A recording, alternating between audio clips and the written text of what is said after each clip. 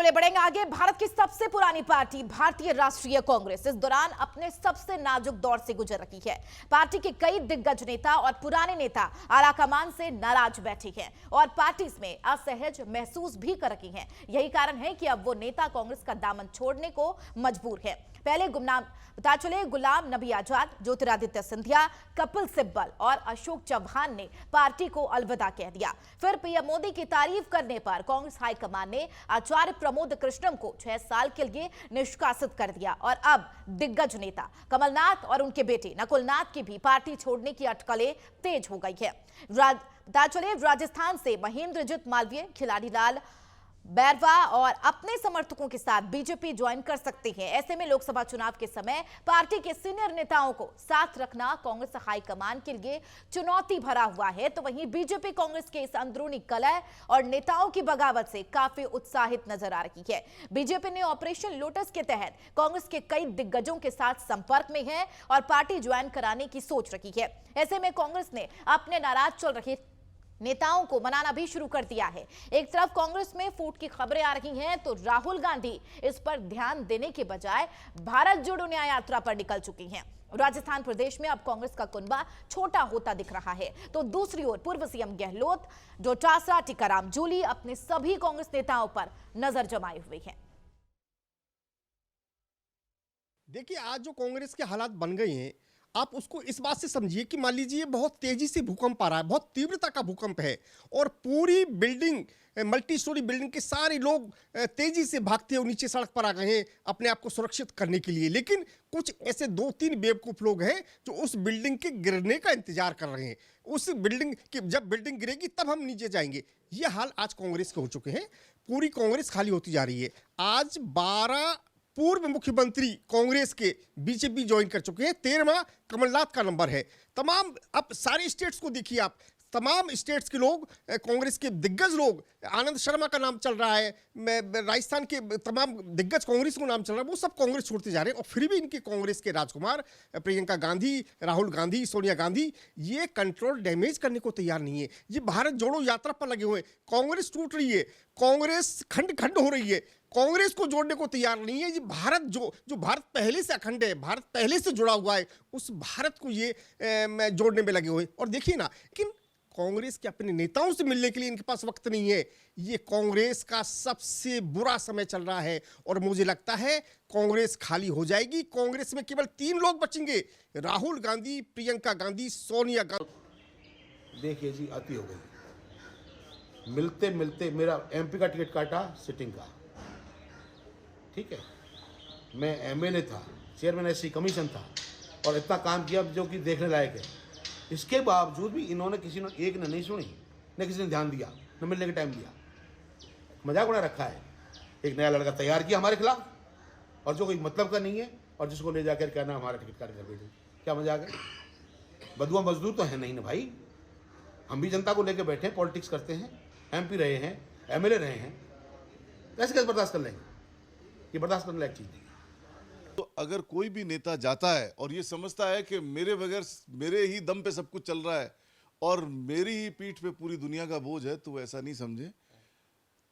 लोग तैयार बैठे हैं जगह को टेक ओवर करने के लिए, लेकिन ये जो जा रहे हैं और जाने का माहौल बन रहा है और बीजेपी ऑपरेशन लोटस, एक शेर सुना दूं, मेरे बड़े मन में है बीच में, कि कैसे कैसे मंजर सामने आने लगे हैं और गाते गाते लोग चिल्लाने लगे हैं, अब तो बदल दो इस तालाब का पानी, ये कमल के फूल मुरझाने लगे हैं। ये कमल के फूल में मुरझाहट आ गई है। कांग्रेस से ताजगी लेने की कोशिश कर रहे हैं, आएगी नहीं ताजगी। से बीजेपी बैकफुट पे है, मुद्दों पे राजनीति नहीं कर रही है, एंटी इनकम्बेंसी है बीजेपी के खिलाफ, माहौल है। और अलायंस का, एनडीए अलायंस का वोट शेयर 35% पे है। इस बात की घबराहट है कि ये 65% एक जगह आ रहा है, अलायंस बन रहा है और ये सारा का सारा वोट अगर एक होकर के हमसे लड़े और फाइट ट्रायंगल और 4 एंगल नहीं होकर के अगर सीधी फाइट हो जाएगी तो बीजेपी चुनाव हार जाएगी। इस खबर पर ज्यादा चर्चा के लिए Surendra Soni newsroom live हमारे साथ जुड़ गए हैं। सुरेंद्र, कांग्रेस का हाल बेहाल है, जाहिर सी बात है, तस्वीरें देखकर यह अंदाजा लगाया जा सकता है, लेकिन फिर भी तमाम विधायकों का कॉन्फिडेंस है कि लो होता हुआ नहीं दिख रहा है।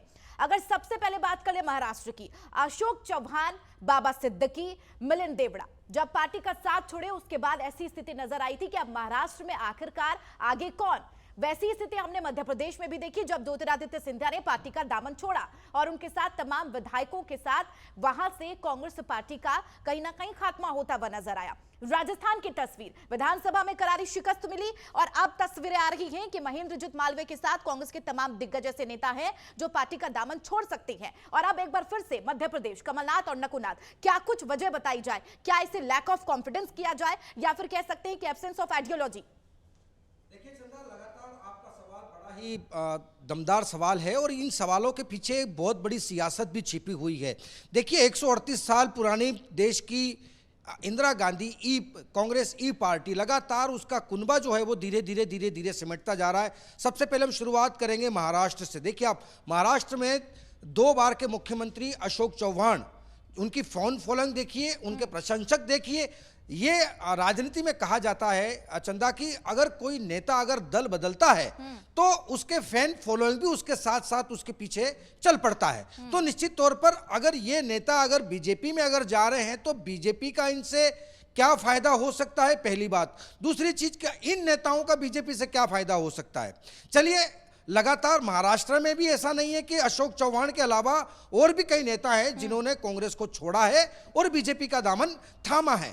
अब आप आ जाइए मध्य प्रदेश में। अब देखिए कि सोनिया गांधी यानी गांधी परिवार के सिर्फ सलाहकार और प्रमुख ऐसे तीसरे बंदे के रूप में जाना जाते हैं कमलनाथ। कमलनाथ आप देखिए कि छिंदवाड़ा से वो 5 से 6 बार जो है वो सांसद रह चुके हैं। वर्तमान में उनके बेटे नकुल नाथ वो भी वर्तमान में सांसद हैं। देखिए कमलनाथ की फैन फॉलोइंग भी मध्य प्रदेश में कोई कम ही नहीं है, बहुत ज्यादा फैन फॉलोइंग है। तो निश्चित तौर पर जहां नेता जाएगा फैन फॉलोइंग वहां मुड़ जाएगी।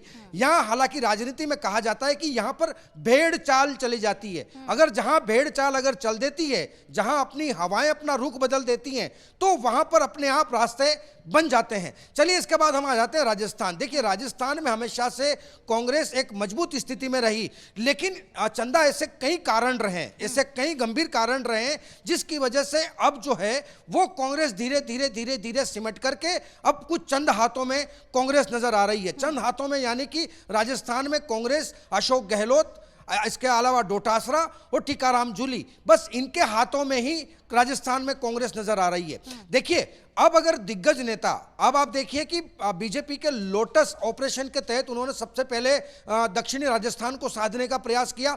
बात करेंगे महेंद्रजीत सिंह मालवीय की। देखिए मालवीय राजस्थान के अंदर एक ऐसे वो कद्दावर नेता हैं जो पूरे राजस्थान के अंदर एक तो चर्चित चेहरा है, इनकी फैन फॉलोइंग, इनके दर्शक और इनके वोटर्स काफी संख्या में कहीं न कहीं चुनाव का जो। सुरेंद्र, महेंद्रजीत सिंह मालवीय की अगर बात कर ले तो क्या ये वजह वाजिब बताई जा रही है, चूंकि ये खबरें पहले से सामने आई थी कि नेता प्रतिपक्ष को लेकर उन्होंने नाराजगी जताई थी कि नेता प्रतिपक्ष उन्हें नहीं बनाया गया और यही खास वजह है जो कहीं ना कहीं कांग्रेस का पार्टी का दामन छोड़ना चाहते हैं महेंद्रजीत सिंह मालवीय। क्या और भी कोई वजह सामने आई है? देखिए चंदा, ये जो स्क्रिप्ट बनी है ये कहानी 2 महीने पहले ही बन चुकी थी, जब नेता प्रतिपक्ष के नाम को लेकर के लगातार महेंद्रजीत सिंह मालवीय 1 नंबर पे चल रहे थे। इसके बाद जो है वो डोटासरा चल रहे थे और इसके बाद जो है वो सीपी जोशी का नाम आ रहा था जो कि पूर्व स्पीकर है ना। इसके अलावा जो है, अब मैं आपको बता दूं कि जिस तरीके से कांग्रेस में जो सिर फुटबल सर सामने आया वो यहीं से आया, क्योंकि देखिए कि अशोक गहलोत अपने कुनबे को ज्यादा महत्व देना चाहते थे। ऑलरेडी सचिन पायलट को वो तड़ीपार छत्तीसगढ़ के लिए कर चुके हैं, तो होल सोल राजस्थान के अंदर अशोक गहलोत ही पूरी कमान संभालना चाहते थे। लेकिन यहां पर आप देखिए कि सीडब्ल्यूसी के मेंबर रहते हुए 2 बार आप कैबिनेट मंत्री रह चुके हैं, 1 बार सांसद रह चुके हैं, यानी कि महेंद्रजीत सिंह मालवीय 5 दशक से लगातार एक वो कांग्रेस का चेहरा है जो जीत दर्ज करता हुआ आया है कांग्रेस पार्टी के बैनर पे। अब आप देखिए इसके अलावा अभी हाल फिलहाल में करौली और धौलपुर से खिलाड़ी लाल बैरवा, ये भी एक अच्छा चेहरा है। अच्छी पकड़ रखते हैं। अब इनके भी बीजेपी में जाने की सुख बुगाड़ जो है वो शुरू हो गई है। मिलाकर कांग्रेस की स्थिति फिलहाल ठीक नहीं है। आगामी लोकसभा चुनाव को लेकर कहीं ना कहीं मध्य प्रदेश की बात करें, राजस्थान की बात करें या फिर तमाम राज्यों में ऐसे एक के बाद एक ऐसे पार्टी के दिग्गज हैं जो पार्टी का दामन छोड़ रखी है। हालांकि कहा यह भी जा रहा है बीजेपी की तरफ से कि लगातार जब पार्टी को ज्यादा जरूरत थी वैसे में ही पार्टी का दामन छोड़ा जा रहा है। और यह भी कांग्रेस की तरफ से खुद तमाम जो विश्लेषक है या फिर बात कर ले जो कांग्रेस के तमाम नेता हैं वो भी कहते हुए नजर आ रहे हैं कि जब पार्टी को ज्यादा जरूरत है दिग्गजों की तभी पार्टी का दामन तमाम नेता छोड़ रखे हैं। कहीं ना कहीं वजह राहुल गांधी की भारत जोड़ो न्याय यात्रा भी है कि जब पार्टी को बात करनी चाहिए, तमाम जो नाराज सांसद रखे हैं, जो तमाम विधायक रहे उनसे बात करनी चाहिए, तब नेता व्यस्त हैं अपनी यात्रा में। बहरहाल लगातार चर्चा हम बनाए रखेंगे। बहुत शुक्रिया सुरेंद्र इस खबर पर लगातार हमारे साथ चर्चा के लिए। खबरों में बढ़ेंगे आगे। बीजेपी ने लोकसभा चुनाव 2024 की तैयारियां शुरू कर दी है। राजधानी नई दिल्ली स्थित भारत मंडपम में बीजेपी का 2 दिवसीय राष्ट्रीय अधिवेशन चल रहा है, जिसमें पीएम मोदी, गृह मंत्री अमित शाह, बीजेपी अध्यक्ष जेपी नड्डा और बीजेपी शासित राज्यों के सभी मुख्यमंत्री शामिल हुए। इनके अलावा देश भर से बीजेपी के 11.5 पदाधिकारी मौजूद रखे।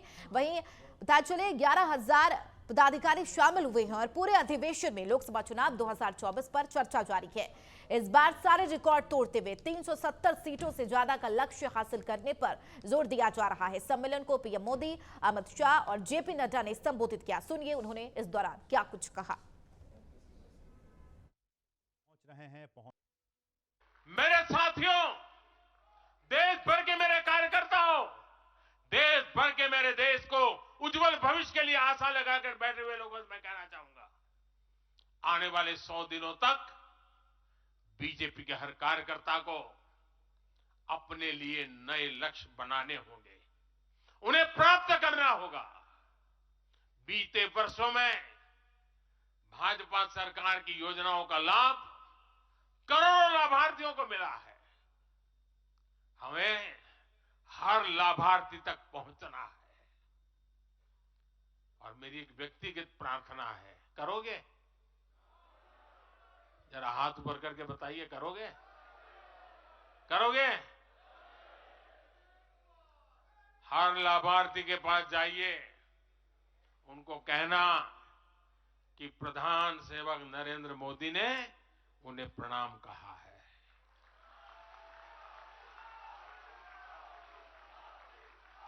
और इसमें आपको नमो ऐप से भी बहुत मदद मिलेगी।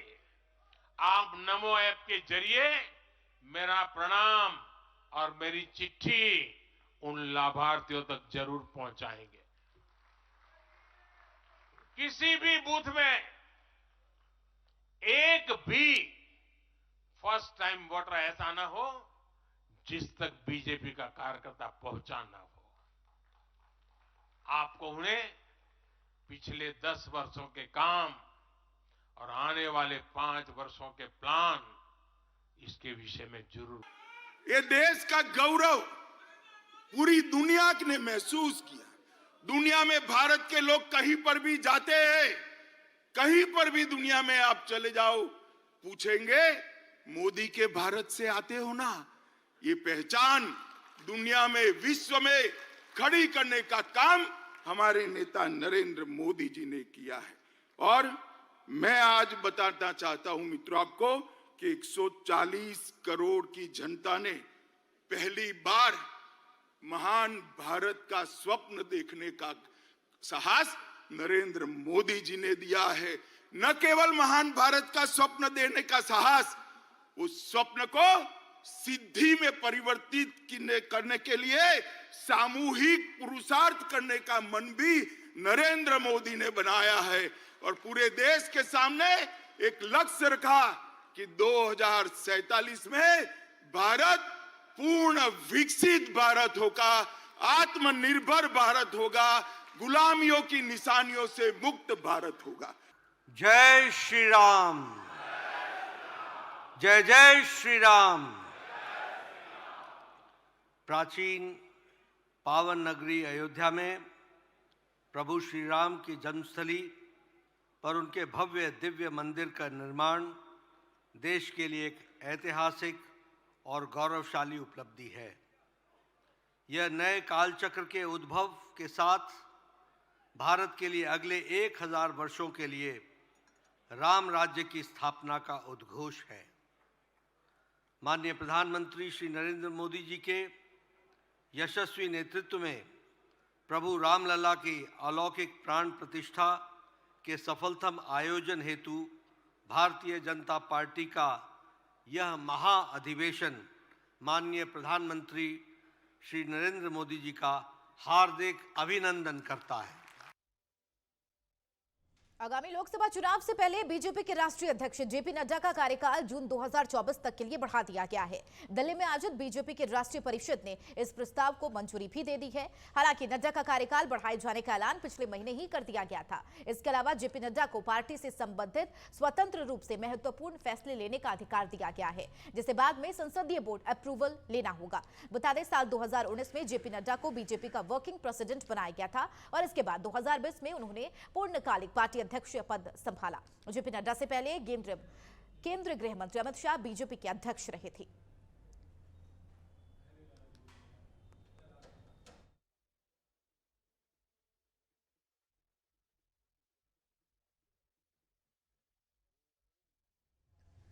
यमुना जल को लेकर राजस्थान और हरियाणा के बीच सहमति बन गई है, यानी कि अब यमुना का पानी झुंझुनू जिले को भी मिलने लगेगा। इसी को लेकर जिले के चिरावा कस्बे स्थित विवेकानंद चौक में भाजपा जिला महामंत्री राजेश दहिया की अगुवाई में भाजपा कार्यकर्ताओं ने आतिशबाजी की और मिठाई खिलाकर जश्न मनाया। भाजपा जिला महामंत्री राजेश दहिया ने कहा कि 30 साल के लंबे संघर्ष के बाद प्रधानमंत्री नरेंद्र मोदी के नेतृत्व में जल संसाधन शक्ति मंत्री गजेंद्र सिंह शेखावत के प्रयासों से राजस्थान के मुख्यमंत्री भजनलाल शर्मा और हरियाणा के मुख्यमंत्री मनोहर लाल खट्टर के बीच यमुना जल समझौते पर सहमति बनी है। भाजपा जिला महामंत्री ने कहा कि पुलानी विधानसभा सहित जिले भर में गहराती पेयजल समस्या से अब निजात मिलेगी। देखिए, काफी वर्षों से ये चिंता का विषय था। जिस प्रकार से हमारे क्षेत्र में भूजल स्तर गिरा है, तो इस बात को लेकर के गंभीर चिंता का विषय था। किसान लोग चिंतित थे, पीने के पानी की भी बहुत बड़ी समस्या आ गई थी। तो 30 सालों के बड़े इंतजार के बाद माननीय नरेंद्र जी मोदी के नेतृत्व में ये यमुना जल समझौता जो पीछे से चलता आ रहा था, माननीय भजनलाल जी और जल संसाधन शक्ति मंत्री गजेंद्र सिंह शेखावत के प्रयासों से और हरियाणा सरकार, राजस्थान सरकार दोनों के बीच समझौता हुआ, त्रिपक्षीय समझौता हुआ है। ताजेवाला हेड से डीपीआर बनाई जा रही है और राजस्थान को 577 एमसीएम पानी, पूरा पानी जो राजस्थान के हिस्से का था, 577 एमसीएम पूरा का पूरा पानी पीने के लिए और सिंचाई के लिए, दोनों के लिए मिलने वाला है। बहुत बड़ी खुशी की बात है और ऐसा एक ऐतिहासिक फैसला माननीय मोदी जी और हमारी भाजपा सरकार के नेतृत्व में हुआ है। इसका हम बहुत बहुत स्वागत करते हैं। यूपी के प्रतापगढ़ में भारत जोड़ो न्याय यात्रा को सफल बनाने में जुटे कांग्रेसी सांसद मशहूर शायर इमरान प्रतापगढ़ी ने एक प्रेस कॉन्फ्रेंस की। इस दौरान उन्होंने कहा कि भारत जोड़ो न्याय यात्रा के तहत राहुल गांधी को हर वर्ग का व्यापक समर्थन मिल रहा है और लोग यात्रा से जुड़कर अपनी समस्याओं को राहुल गांधी से साझा कर रही हैं और राहुल गांधी को इस यात्रा की जरूर सफलता मिलेगी। साथ ही उन्होंने बीजेपी पर जमकर निशाना साधा।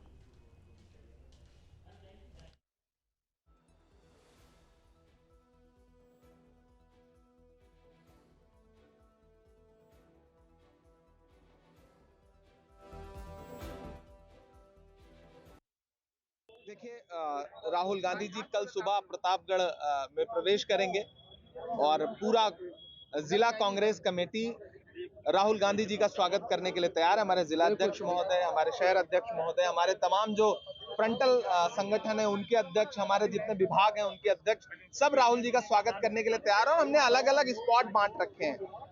कोई देलूपुर में स्वागत करेगा, उसके बाद विश्वनाथगंज में, भूपिया मऊ में, बगवा चुंगी पे। तो इस तरह से हमने लालगंज तक, वहाँ प्रमोद जी एक बाकायदा एक बड़ी सभा के साथ राहुल जी का स्वागत करेंगे और उसके बाद यात्रा अमेठी में प्रवेश करेगी।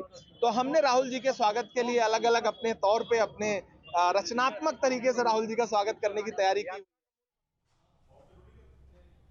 राजस्थान उच्च न्यायालय के प्लैटिनम जुबली के अवसर पर दौसा में विधिक जागरूकता का संदेश देने हेतु रन फॉर लीगल एड के तहत दौड़ प्रतियोगिता का आयोजन किया गया। इस दौरान कार्यक्रम के मुख्य अतिथि राजेंद्र कुमार ने दौड़ प्रतियोगिता को हरी झंडी दिखाकर रवाना किया। सभी वर्गों में प्रथम, द्वितीय और तृतीय आए प्रतिभागियों को पुरस्कार वितरण कर सम्मानित किया गया।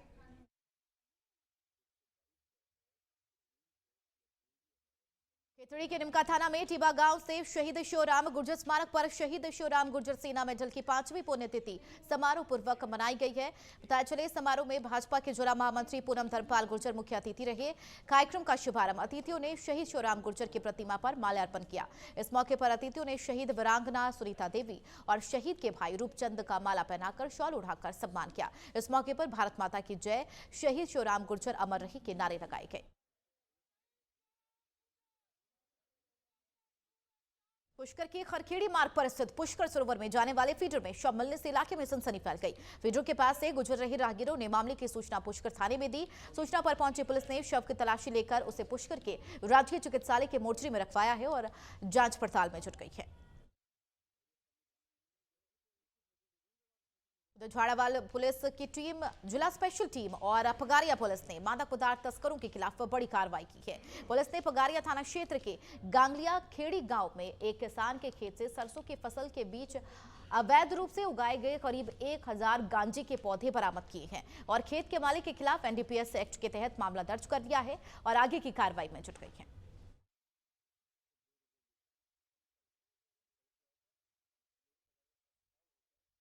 चलिए, बुलेटिन में फिलहाल मेरे साथ इतना ही। मुझे दीजिए इजाजत। नमस्कार।